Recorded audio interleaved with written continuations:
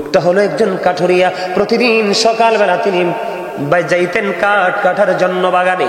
বাগান থেকে কাঠ কাটা শেষ করে সেই বন্ধু তিনি কি করতেন, ওনার বাড়িতে একটা দুধের প্রাণী ছিল, দুধ দহন করত। তিনি কি করতেন, কাঠ কেটে সে কাঠগুলো রেখে দিয়ে আগে তিনি দুধ দহন করতেন।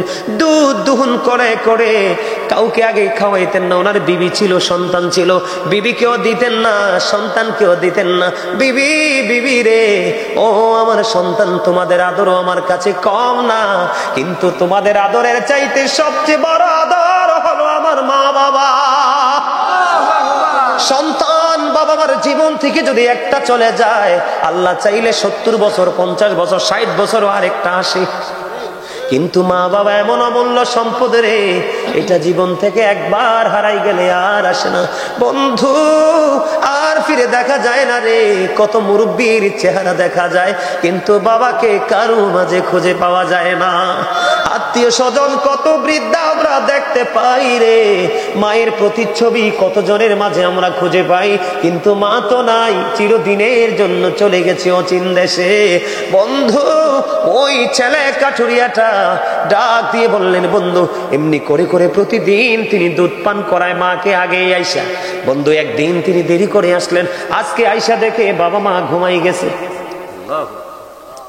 বাবা মা যখন ঘুমিয়ে গেল, ইনি কিন্তু ধারাবাহিক ভাবে তিনি একটা পাতিল হাতুনি তিনি দুধ দহন করেছে। হাদিস শরীফের মধ্যে সে যে দুধটা দহন করার পরে এবার ওনার সন্তান ডাক দিয়ে বলল, বাবা বাবা গো, আমাকে একটুখানি দুধ দাও না, আমি দুধ পান করব। ওই কাঠুরিয়া ডাক দিয়ে বলল, না না, আমার মা ঘুমিয়ে গেছে তো কি হয়েছে রে, আমি যতক্ষণ না পর্যন্ত আমাকে দুধ খাওয়াইতে না পারবো ততক্ষণ আমি কাউকে দুধ দিব না, এবং আমি আমার মায়ের রুমের দরজাটাও আমি ছাড়বো না। বন্ধু, কেমন সন্তান ওই কাঠুরিয়া! কাঠুরিয়া কি করলো, মা যে জায়গার মধ্যে ঘুমাইছে, ও বন্ধু, দুধের পাত্রটা হাতে নিয়ে দাঁড়াইয়া রইল। দাঁড়াইয়া থাকতে থাকতে ফজরের আজান হয়ে গেল। মা দুঃখিনী বন্ধু উজু বানাইলো। উজু বানাইয়া যখন ফ্রেশ শেষ হয়ে গেল, ওই কাঠুরিয়া আগে তার মাকে দুধ পান করাইলো। এই যে দুধ পান করিলেন, সন্তানকে দিলেন না, বিবিকে দিলেন না। সন্তান অনেক বেশি ডাকাডাকির করার পরে বাবার মনটা গলাইতে পারলো না। ওই দিন ওই কাজটা শুধু করেছি আমি একটা মাত্র কারণে, ওই যে আল্লাহ বলেছেন, অবিল ওয়ালিদাইনি ইহসানা, মা বাবার সাথে মিষ্টি মধুর সৎ আচরণ করো। আমি আল্লাহ সেদিন এই ব্যবহার করেছিলাম তুমি মালিকের খুশি করার জন্য। ওই দিনের আমল যদি তুমি কবুল করে থাকো, ওই দিনের গুনামি যদি তুমি কবুল করে থাকো, তাহলে আমাকে আজকে এই বিপদ থেকে উদ্ধার করো। বন্ধু, ও বড়রা, ধনীশ্বরের ভাই, আমার বাবা গো, আমার মা বোনদেরকে ডেকে ডেকে বলছে গো, হৃদয়ের জানালাটা খুলে দাও, বাবা মা কেমন একটু বুঝে নাও। এবার কি করলেন বন্ধু, আল্লাহর কুদরতে সন্তান যখন দোয়া করলেন, দোয়া শেষ হইতে দেরি রে, চাইয়া দেখে পাথরটা আল্লাহর কুদরতে একটুখানি সরে গেছে। হযরতে আবু আব্দুর রহমান আব্দুল্লাহ ইবনে মাসউদ রাদিয়াল্লাহু তাআলা আনহু থেকে হাদিস কানা বর্ণিত, আমার নবীজি জানিয়ে দিলেন, আমার নবীকে বন্ধু প্রশ্ন করা হলো, ইয়া রাসূলুল্লাহ, ইয়া হাবিবাল্লাহ, নবী গো, ও প্রাণের নবী, আল্লাহর কাছে সবচেয়ে প্রিয় কাজ কোনটা? আমার নবীজি, আল্লাহ রাব্বুল আলামিন আমার নবীজি জানিয়ে দিলেন, সময় মতো নামাজ আদায় করা। তারপরে কোনটা? ইয়া রাসূলুল্লাহ, ইয়া হাবিবাল্লাহ, নবী গো, তারপরে কোনটা? নবীজি বলে দিয়েছেন, বাবা মার সাথে মিষ্টি ব্যবহার। তারপরে কোনটা? তারপরে বলা হয়েছে দ্বীনের জন্য যুদ্ধ করা। আমাদের দ্বীনের জন্য এখনো যুদ্ধ করার সময় হয় নাই। তার কারণ হলো ইমাম হুসাইন আমাদেরকে 61 হিজরিতে মুক্ত করে দিয়ে গেছে। আমি যদি বন্ধু তার উল্টো দিকের একটা হাদিস শরীফ আপনাদেরকে বলি, আল্লাহর হাবিবকে যখন প্রশ্ন করা হলো, আল্লাহ, ইয়া রাসূলুল্লাহ, ইয়া হাবিবাল্লাহ, আল্লাহর কাছে সবচেয়ে পছন্দের কাজ কোনটা? তখন আমার নবী জানিয়ে দিলেন, আল্লাহর সাথে কি করা? শিরক। নাকি শেষ করে দিব? হ্যাঁ, আরো শুনবেন? চলবে? অত্যন্ত মজার একটা ওয়াজ বন্ধু, অত্যন্ত মজার একটা হাদিস। এখান থেকে সত্যিকারের মুমিন যারা রে, ও বন্ধু আপনাদেরকে আমি এর মাঝখান দিয়ে আরেকটা মেসেজ দিয়ে দিই। আপনারা হয়তো অনেকে এমন থাকতে পারেন, একটা সময় গরিব ছিলেন, এখন আপনার দৌলত হয়েছে, সম্পদ হয়েছে, কিন্তু মা দুঃখিনী তো পৃথিবীতে নাই, বাবা তো পৃথিবীতে নাই। এখন আপনি মনে মনে চিন্তা করেন, হুজুর আমার বাবা মা পৃথিবীতে যখন ছিল গো, আমার তো দৌলত ছিল না, এখন মা বাবা তো পৃথিবী থেকে চলে গেল, আমাকে আল্লাহ দৌলত দিয়েছে, আমি তো বাবা মাকে ভালোবাসতে পারি না, আমি আমার মা বাবাকে ভালোবাসতে চাই। সবার পরে আমি কোন ভাবে ভালোবাসবেন মৃত বাবা মাকে, আমি সেই টেকনিকটাও শিখাই দিয়ে যাব। তবে বন্ধু, এই সুস্থ সন্তান যেমনি করে মায়ের অভিশাপে বরদোয়ায় পড়েছে, ঠিক তেমনি ভাবে বিপদগ্রস্ত সন্তান কিভাবে মায়ের দোয়ায় বিপদ থেকে বেঁচে গেছে। বুখারী এবং মুসলিম শরীফ থেকে একটা হাদিস শরীফ, বনী ইসরাইলের 3 জন লোক, আমার দিকে তাকান, আমি রাবির নামটা বললাম না, বনী ইসরাইলের 3 জন লোক বন্ধু, তারা ভ্রমণে বের হলো, সফরে বের হলো। সফর করতে করতে করতে করতে করতে করতে করতে করতে বন্ধু সন্ধ্যা ডানা মেলে দিল, সূর্য তার আপন গন্তব্যে লুকিয়ে গেল, সন্ধ্যা ডানা মেলে দিল, দিবালোক বন্ধু চলে গেল। এবার তারা কি করলেন, ওই পাহাড়ের গুহার মধ্যে অবস্থান করলেন। যেই দরজাটা দিয়ে তারা গুহার মধ্যে প্রবেশ করেছে, গুহার মধ্যে ঢুকেছে 3 জন। কয়জন? গুহার মধ্যে বন্ধু ঢুকেছে 3 জন লোক। 3 জন লোক ঢোকার পরে এবার কি করলো, অটোমেটিক্যালি হঠাৎ করে পাহাড় থেকে বিশাল একটা পাহাড় ধসে পড়লো। ভাগ্যক্রমে ওই পাহাড় বন্ধু, এই পাথরটা তাদের দরজা বরাবর পড়েছে। হাদিস শরীফের মধ্যে এসেছে, পৃথিবীর কেউ নাই, পৃথিবীর কারো কোনো ক্ষমতা নাই আল্লাহ ছাড়াই পাথরটা সরাইবার দরজা থেকে। কত বড় বিপদ চিন্তা করছেন নি? কয়জন লোক? 3 জন লোক, বনী ইসরাইলের 3 জন লোক, তারা এটার মধ্যে পড়ে বিপদে পড়ে গেল। 3 জন এটার মধ্যে বন্ধু আফসোস করতেছে, কি করব এখন, এত বড় পাথর দরজার মুখটা ফিরাত করে দিছে, আমরা এখান থেকে কেমন করে বের হব? চিন্তা করতে করতে করতে করতে 3 জন মিলে একটা পরামর্শ করলেন। যেমন আজকে আপনাদের এই প্রোগ্রামটা একটা কিন্তু এদের মতো একটা এক্সাম্পল হতে পারে, যদি মন দিয়ে, হৃদয় দিয়ে, ভালোবাসা দিয়ে শুনতে পারেন। 3 জন পরামর্শ করলো, বন্ধু আমরা 3 জন তো বিপদে পড়ে গেছি, এখন বিপদ থেকে তোমাদেরকে বাঁচতে হবে, কি করণীয়? 3 জন মিলে পরামর্শ করে একটা সমাধান বের করলেন। সমাধানটা হলো, তারা 3 জন মিলে চিন্তা করলেন, আমাদের জীবনে তো অনেক ভালো কাজ করেছি, আমাদের জীবনে তো অনেক নেক কর্ম করেছে, প্রত্যেকের জীবনে স্পেসিফিক কোনো ভালো কাজের উসিলা দিয়ে আল্লাহর কাছে দরখাস্ত দাও, দেখি রে আল্লাহ আমাদেরকে বড় বিপদ থেকে বাঁচাই কিনা। সুবহানাল্লাহ বলেন না, আরো জোরে বলেন না সুবহানাল্লাহ। সুবহানাল্লাহ আলহামদুলিল্লাহ লা ইলাহা ইল্লাল্লাহ, সুবহানাল্লাহ আলহামদুলিল্লাহ লা ইলাহা ইল্লাল্লাহ, লা ইলাহা ইল্লাল্লাহ, নবী আমার নূরের ফুতুল, জগৎ করলেন ও জালা, নবী আমার নূরের ফুতুল, জগৎ করলেন ও জালা, রোজ হাসরে করবেন তিনি উম্মতের ফয়সালা। সুবহানাল্লাহ আলহামদুলিল্লাহ, মহব্বতে সুবহানাল্লাহ আলহামদুলিল্লাহ,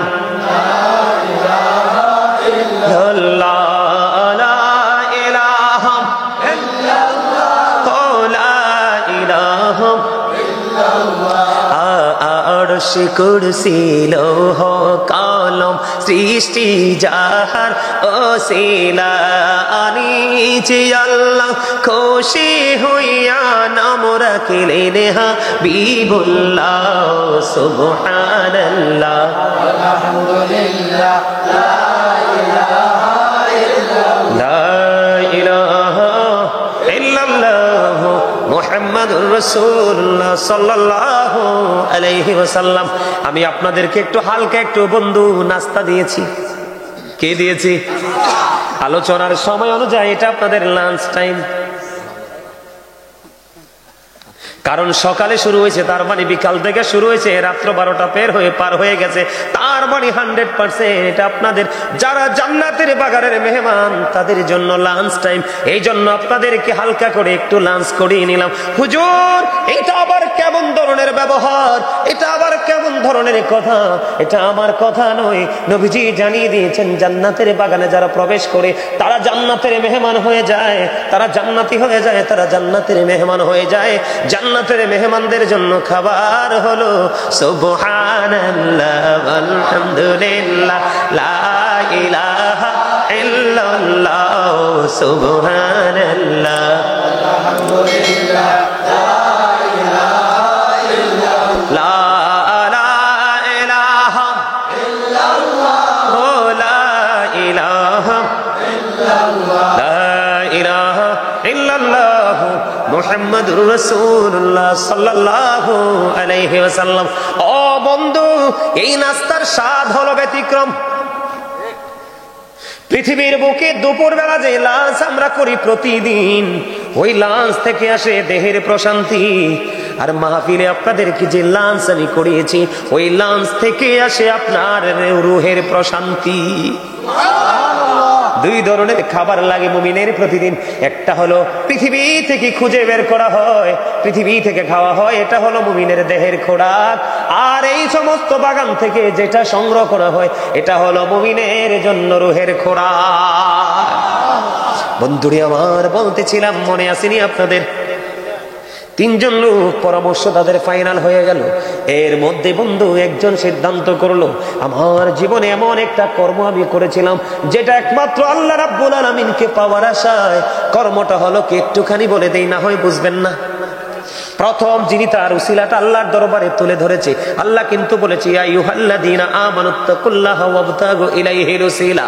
আল্লাহ বলেছেন ইমানদারগণ, তোমরা আমাকে ভয় করো, আর ভয় করার পরে তোমরা উসিলা তালাশ করো। হুজুর, উসিলাটা কি? ওয়াকুনু মা'আস সাদিকিন, ট্রুথফুল ম্যান, সত্যবাদী লোক, তার মানে হক্কানি আলেম এবং হক্কানি আল্লাহর ওলিরা।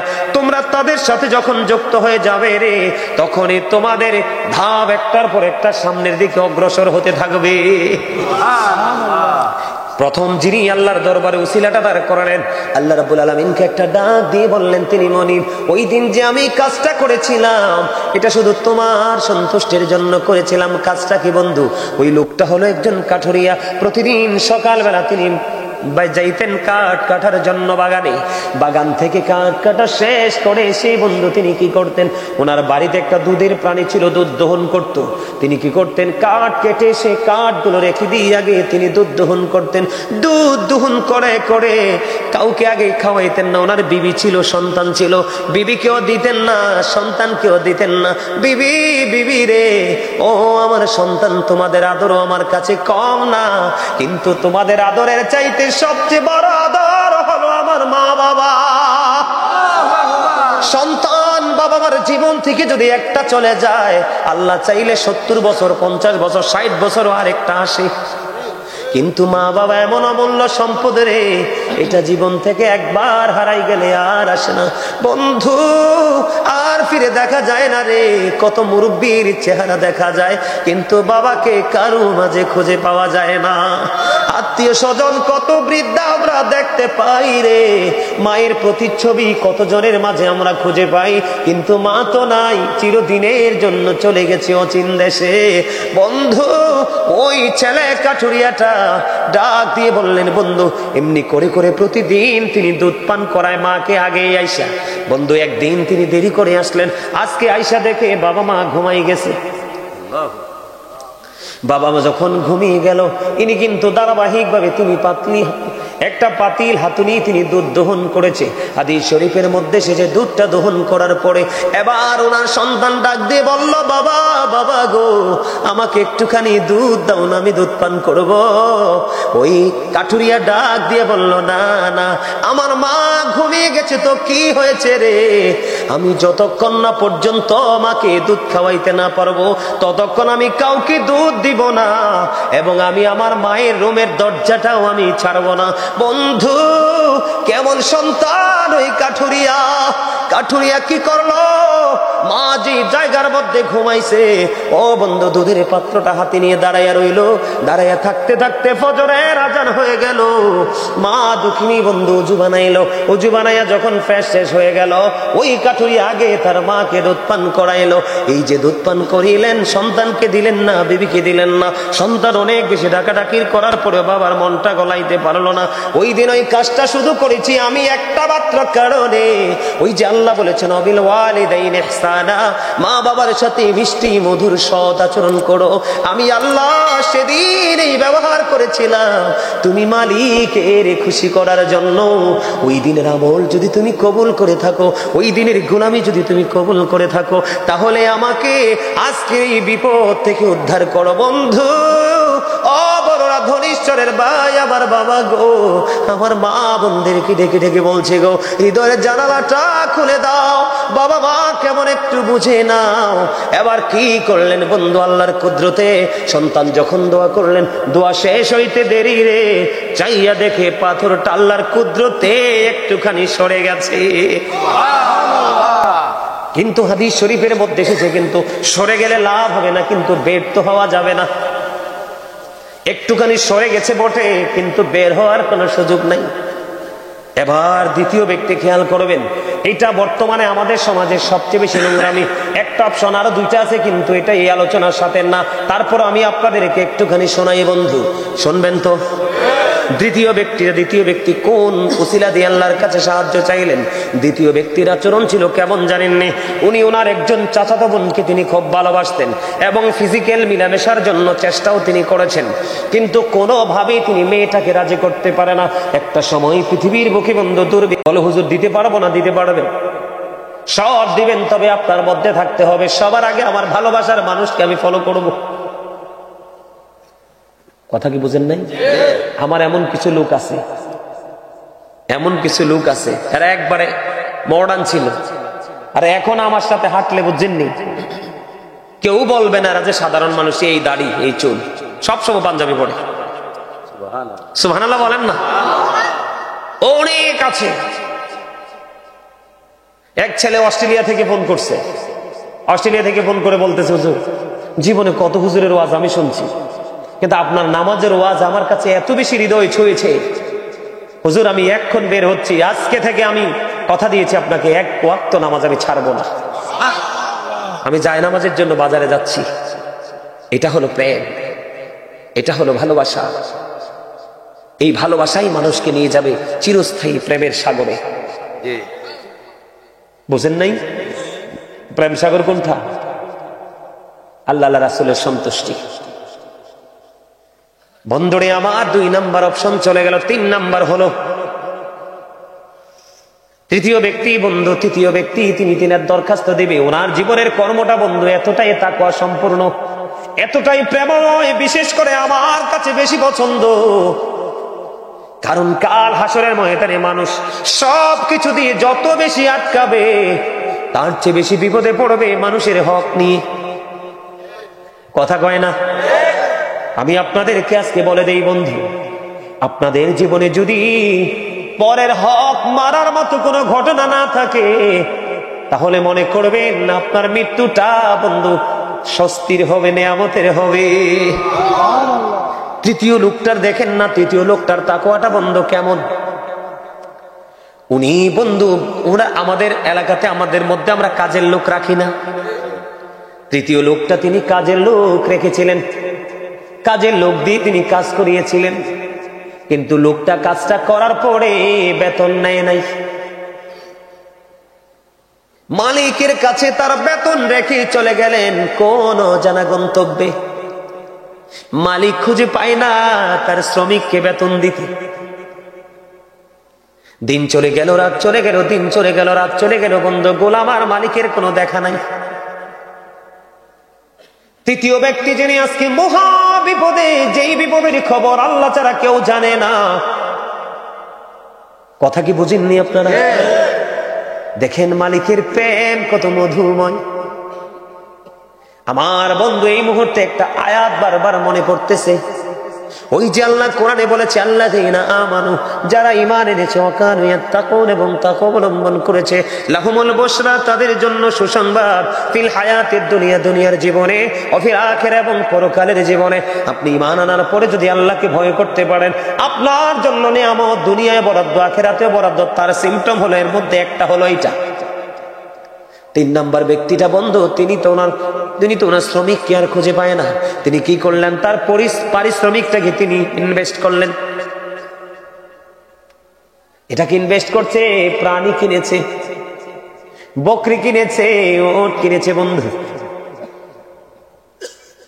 এই ওট একটার পর একটা বাচ্চা দিতেছে, বকরি একটার পর একটা বাচ্চা দিতেছে। দিতে দিতে দিতে দিতে দিতে দিতে বন্ধু অনেক বকরি এবং ওট হয়ে গেল। সুবহানাল্লাহ কন্যা। তার মানে একটা প্রাণী থেকে আরেকটা প্রাণী, আরেকটা প্রাণী থেকে আরেকটা প্রাণী বিকট হয়ে গেল। হঠাৎ করে একদিন বন্ধু ওই শ্রমিক চলে আসলো। সুবহানাল্লাহ বলেন না। হঠাৎ করে একদিন বন্ধু ওই শ্রমিক চলে আসলো। আসার পরে মালিকের কাছে ডাক দিয়ে বলতেছে, মনিব, আপনি তো কিছু দিনের জন্য, সাময়িক সময়ের জন্য আমার মনিব, আপনার কাছে আমি কিছু বেতন পাও না, আপনার কাছে আমি কিছু পারিশ্রমিক পাও না, আমাকে দয়া করে যদি আমার এই পারিশ্রমিকটা দিতেন গো, আমি একটু বেশি বেশি উপকৃত হতাম। বন্ধু গায়ের পশম গুলো দাঁড়িয়ে যায় রে, কেমন প্রেম তাদের সিনায়। মালিক ঢুকিয়ে দিল, আমি আজকে এই বড়রা ধনীশ্বর থেকে আল্লাহর কাছে দরখাস্ত দিব, মালিক তুমি রহমতের নজরে তাকায় দেখো গো মালিক, কত মানুষ, কত আমার দাড়ি ফাঁকা মুরব্বী বাবারা, কত আমার ভাইয়েরা, মাহফিল কমিটি, পর্দার অন্তরালে রয়েছেন আমার মা বোনেরা, যাকে তোমার বেশি পছন্দ হয় গো, তার উতিলায় আজকে আমাদেরকে ওই 3 নাম্বার তাকওয়াবান ব্যক্তির মতো বানায়া দাও, আমরা যেন ভোগী না হই, আমরা যেন ত্যাগী হতে পারি। আমিন বলেন না। এবার বন্ধু ওই মালিক ডাক দিয়ে বলল, তুমি আমার কাছে এসেছো, আমি তোমার পারিশ্রমিকটাকে ইনভেস্ট করেছি কোথায়? ওই বাগানের দিকে তাকায় দেখো গো, ওই দিকে চাইয়া দেখো, ওখানে যতগুলো প্রাণী আছে সবগুলো তোমার। আপনি কি বলতেছেন? কয় হ, ওই যে দেখো সব কিছু তোমার। এটা কেমন করে সম্ভব? আমি তো আপনার কাছে এত সম্পদ পাও না। না, কয় তুমি আমার কাছে সব সম্পদ পাও না, যেদিন তুমি আমার কাছে টাকাটা রেখে গিয়েছিলে, পারিশ্রমিকটা রেখে গিয়েছিলে, বেতন যেদিন আমার কাছে তুমি রেখে গিয়েছিলে রে, এটা আমি আমার পকেটে রাখিনি, তোমার জন্য ইনভেস্ট করেছে। এগুলো বাচ্চা দিতে দিতে দিতে দিতে এত বড় হয়েছে, সবগুলো তুমি নিয়ে যাও, আমার কোনো দাবি না। ওই ব্যক্তি আজকে বন্ধু ওই পাহাড়ের মধ্যে বিপদে পড়ে আছে। এবার কি করলেন? আল্লাহর দরবারে দরখাস্ত করে দিলেন, মালিক ওই যে আমার এই গোলামি শুধু পৃথিবীর কাউকে খুশি করার জন্য নয়, আমি যা করেছিলাম তোমাকে খুশি করার জন্য, ওইটা যদি তুমি কবুল করে থাকো গো, আজকে আমাকে বিপদ থেকে বাঁচাও না গো মালিক। বন্ধু তৃতীয় ব্যক্তির দোয়া শেষ হইতে দেরি রে, শেষ হইতে দেরি। এবার চাইয়া দেখে পুরো পাথরটা আল্লাহর কুদরতি ভাবে সরে গেছে, 3 জনই বিপদমুক্ত হয়ে গেছে। পারবেন নি এইভাবে করতে? সবাই পারবে? হযরতে আবু সাঈদ রাদিয়াল্লাহু তাআলা আনহু থেকে বর্ণিত, যাদের বাবা মা নাই তাদের জন্য বন্ধু ওয়াজ। তিনি বলেছেন, বনু সালামা গোত্রের লোক এসে বললেন, ইয়া রাসূলুল্লাহ, নবী গো, প্রাণের নবী, আমার তো বাবা মা চলে গেছে পৃথিবী থেকে, আমি তাদের সাথে সৎ ব্যবহার করতে চাই গো, আমি কেমন করে তাদের সাথে সৎ ব্যবহার করব? সুবহানাল্লাহ বলেন না। আপনার বাবা চলে গেছে তো কি হয়েছে? আপনি কি থাকবেন? আমি কি থাকবো? আমরা যে কোনো সময় চলে যাব, চলে যাওয়ার পরেও তাদের সাথে ভালো আচরণ, যেমন ধরেন বাবা মার সাথে মরে যাওয়ার পরে আচরণ। আমি এক্সাম্পল স্বরূপ বলছি বন্ধু, হাদিসের ভাষা অনুযায়ী একটা কালো মেয়ে বাবা আপনার জন্য ভদ্র চয়েস করে গেছে, কিন্তু বাবা বিয়েটা দিতে পারে নাই। বাবা চলে যাওয়ার পরে বাবা বলে গেছে, বাবা এটাকে আমি আমার ঘরের বউ বানাবো, আমি তাদেরকে কথা দিয়েছি, আপনি যদি বাবা চলে যাওয়ার পরে মেয়েটা কালো হওয়ার পরেও বাবার কথা অনুযায়ী মেয়েটাকে বউ করে ঘরে নিয়ে আসেন, তাহলে হয়ে যাবে বাবার সাথে মিষ্টি আচরণ। বাবা চলে গেছে কিন্তু বাবার বন্ধু দুনিয়ায় বেঁচে আছে, আপনি বাবার বন্ধুর সাথে ভালো আচরণ করবেন। বাবার বন্ধুর খোঁজ খবর রাখবেন, বলবেন চাচা গো আমার বাবা চলে গেল, আমি আপনাকে দেখলে বাবার কথা মনে হয়ে যায়, প্রশান্তি আসে। বাবার সাথে ভালো আচরণ করবেন। যেমন আজকের এই মাহফিল, যারা বাবা মার মৃত্যুবার্ষিকী বা বাবা মার আত্মার মাগফিরাতের জন্য টাকা দিয়ে, পয়সা দিয়ে, শ্রম দিয়ে আজকে যারা আয়োজন করেছেন, তারা আপনার আপন স্বজন কবরবাসীর সাথে ভালো আচরণ করেছেন। তাদের জন্য কোরআন খতম পড়াবেন, মিলাদ পড়াবেন, মাহফিল করাবেন, দান সদকা করাবেন, ওয়াদা যেটা দেয় সেটা করবেন। তাদের বন্ধু এবং বান্ধবীর সাথে ভালো সম্পর্ক রাখবেন এবং প্রত্যেকটা জুমার দিনে বাবা মার কবর জুম্মার নামাজ শেষে জিয়ারত করতে যাবেন। পারবেননি নাকি পারবেন না? এখনকার তো আমরা এত ডিজিটাল হয়েছি, 4-2 রাকাত ফরজ পড়ার পরে সুন্নতেরই খবর নাই, বাবার কবরের পাশে যাবো কোন সময়? ঠিক না ঠিক? আমি কি ভুল বলছি? সম্মানিত উপস্থিতি, ওমর খোদা 3 ঘন্টায় যেতেছে, আর চলা সম্ভব না, আর চলবো না, প্রতিদিন প্রোগ্রাম। সম্মানিত উপস্থিতি, আপনাদেরকে বিনীতভাবে অনুরোধ করব, জীবনে যাই কিছু করেন বাবা মার সাথে খারাপ ব্যবহার মনে রাখবেন একটা কথা, তাদেরকে ভালোবাসা সম্মান করা ফরজ, আর তাদেরকে কষ্ট দেওয়া হারাম। তাবারুক আছে? তাবারুক আছে? আপনারা যারা বাহিরে দাঁড়িয়ে আছেন সবাই ভিতরে চলে আসেন, আপনারা সবাই ভিতরে চলে আসেন, আসেন। হ্যাঁ, একটা গজল গাইতে? হ্যাঁ, গজল বাকি রয়েছে? ঠিক আছে, পারলে আমার সাথে গাইবেন। আমার একটা পছন্দের গজল আছে, আমি গাইবো। হ্যাঁ, গজল তো গাইছি না, এই জায়গাতে তো গজলটা গাওয়া যায় না। বাবা মাকে নিয়ে আলোচনা করতে গেলে আসলে একটু ব্যতিক্রম মনোভাব চলে আসে। তোরা কই পাবি অমূল্য রতন, আমার মায়েরই মতন রে, নাই দরদি। তোরা কই পাবি অমূল্য রতন, আমার মায়েরই মতন রে, নাই দরদি। ভিজা জাগায় মায়ে শুয়া, শুকনা জাগায় আমায় রাইখা গো, ও সে কত কষ্ট করলেন মায়ে, আমার লালনার পালন রে, নাই দরদি। আমার মায়ে মইরা গেলে আমি কাকে ডাকব মা মা বলে, মা মা গো, ও সে কত কষ্ট করলেন মায়ে, আমার লালনার পালন রে, নাই দরদি। যে সরজনে কান্দে লয়া, আমি কোথায় যাব মাকে নিয়া, ও খুলে দাও মায়ের মুখের কাপড়, দেখি জনমের মতন রে, নাহি দরদি। অন্ধকার কবরের বাজে কি জানি কি আযাব হবে, ও সে মাফ করে দাও আল্লাহ মাবুদ, আমার জনম দুঃখিনী মাকে, নাই দরদি। তোরা কই পাবি অমূল্য রতন, আমার মায়েরই মতন রে, নাই দরদি। মারহাবা। কথাগুলো কি ঠিক না?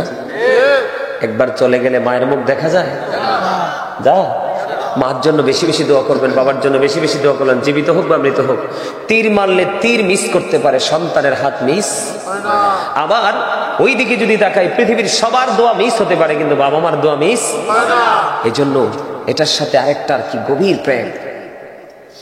ও আমার মা নাই, আমার বাবা নাই, দয়াল রে দয়াল, আমার কি মা ডাকার সাদ নাই রে, আমার কি বাবা ডাকার সাদ নাই রে, বলেন আমার মা নাই, আমার বাবা নাই, দয়াল রে দয়াল, আমার কি মা ডাকার সাদ নাই রে, আমার কি বাবা ডাকার সাদ নাই রে। ঘরে যাইয়া সবাই দেখে মা জননীর মুখ, বাবা যখন মাথায় হাত দে ভুলে যাই সব দুঃখ। আমার মা নাই, আমার বাবা নাই, দয়াল রে দয়াল, আমার কি মা ডাকার সাদ নাই রে, আমার কি বাবা ডাকার সাদ নাই রে, বলেন শয়নে স্বপনে শুধু মা তোমার কথা মনে হয়, শয়নে স্বপনে শুধু মা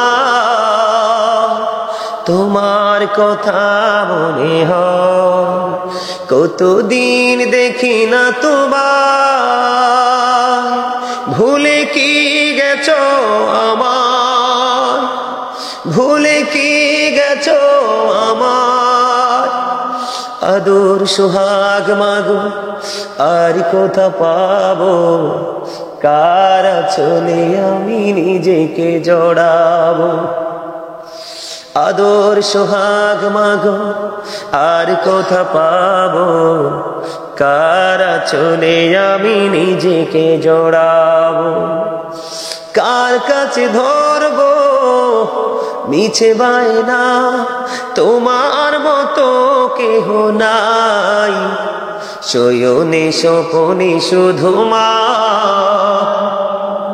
তোমার কথা মনে হয়, আমার ভুবন জুড়ে শুধু দুঃখ জ্বালা, কে আর পরাবে আমায় সুখের সে মালা, আমার ভুবন জুড়ে শুধু দুঃখ জ্বালা, কে আর পরাবে আমায় সুখের সে মালা, কপলে কে দেবে আর কাজলের টিপ, তুমি জেনে ধরায়, শয়নে স্বপনে শুধু মা তোমার কথা মনে হয়। মারহাবা বলেন না? মায়ের জন্য কাঁদতে জোয়ান হওয়া লাগবে এমন শর্ত নয়, যারা বুড়ো হয়ে গেছে তারও মা, যারা জোয়ান তারও, ঠিক কিনা বলেন? মায়ের সম্মানের মধ্যে কোনো কি নাই, সময়সীমা আছে? মাকে ভালোবাসবেন তো, বাবাকে ভালোবাসবেন তো, বিরক্ত হবেন না তো? আপনি যখন প্রস্তাব করেছিলেন বারবার, মা তো বিরক্ত হয়নি? অন্যজনের নাকে গন্ধ লেগেছে, মাল নাকি গন্ধ, পায়খানা করার সময় অন্যজন নাক বাঁকা করে চলে গেছে, কিন্তু মা সন্তান কষ্ট পাবে ময়লা পরিষ্কার করার জন্য দৌড়ে এসেছে। সেই ময়লা আপনার আমার জীবনে প্রত্যেকটা মা করেছে। সন্তান যদি মাকে রাজি করতে না পারে, মনে রাখবেন কখনো সে আল্লাহকে রাজি করতে পারবে না। সন্তান যদি বাবাকে রাজি করতে না পারে, কোনোদিন আল্লাহকে রাজি করতে পারবে? কথা বলেন, পারবে? মাকে ভালোবাসতে রাজি আছেন তো? হ্যাঁ, আর জোরে বলেন, আর জোরে বলেন। আমরা মা বাবাকে ভালোবাসতে রাজি, ঠিক কিনা বলেন? সম্মানিত উপস্থিতি, আপনাদের কাছে আমার আগে যিনি ছিলেন আমার ভাই জহিরুল ইসলাম জাবিরি সাহেব, মুফতি মাওলানা জহিরুল ইসলাম জাবিরি সাহেব, আপনাদের কাছে তিনি কিছু সাহায্য চেয়েছিলেন, চাইছে না? আপনারা সবাই কিন্তু দিতে পারেননি। আমার কাছে মনে হয়েছে আপনারা একটু শক্ত। এসে দেখলাম মাশাআল্লাহ অনেক মানুষ, কিন্তু সেই তুলনায় আপনারা ওনার সাথে মানে মাহফিলের জন্য দিতে শোনেন, মসজিদ, মাদ্রাসা, মাহফিল, দ্বীনের কাজ, এই জায়গাগুলোতে দানের ক্ষেত্রে নিজের এরিয়ায় হওয়া লাগবে এমন কোন শর্ত নাই। এই আমার দিকে তাকান, পৃথিবীর যত মসজিদ সকল মুসলমানের হক আছে নামাজ পড়ার। কথা কন, কথা কি বুঝে আসে? যখন পাবনা থেকে কেউ আমাদের দেশে আসে আমাদের রাস্তা ইউজ করে না, আমরা যখন, আমি যেমন